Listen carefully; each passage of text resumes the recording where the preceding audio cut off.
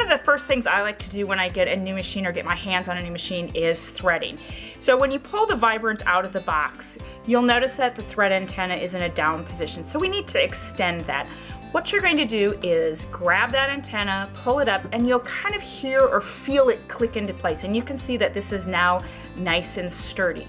Now we're going to take a look at the color coding on the front of the machine.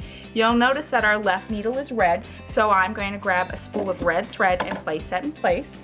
Our next color is orange for our right needle. Here's orange, here's our orange spool.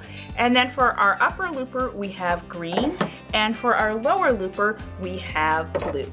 Now, if we take a look at these threads, you can see that the red thread, which is our left needle, and the blue thread, which is our lower looper, are kind of tilted. They're not standing straight up like they do on the orange and the green.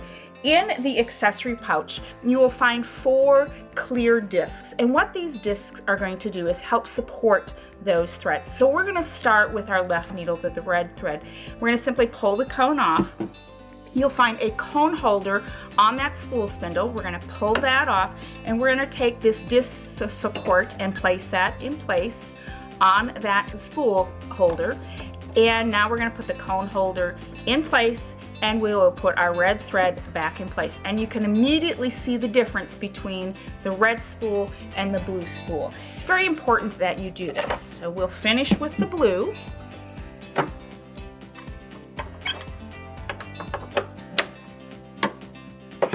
Our thread cones are now all in place, and now we're ready to thread.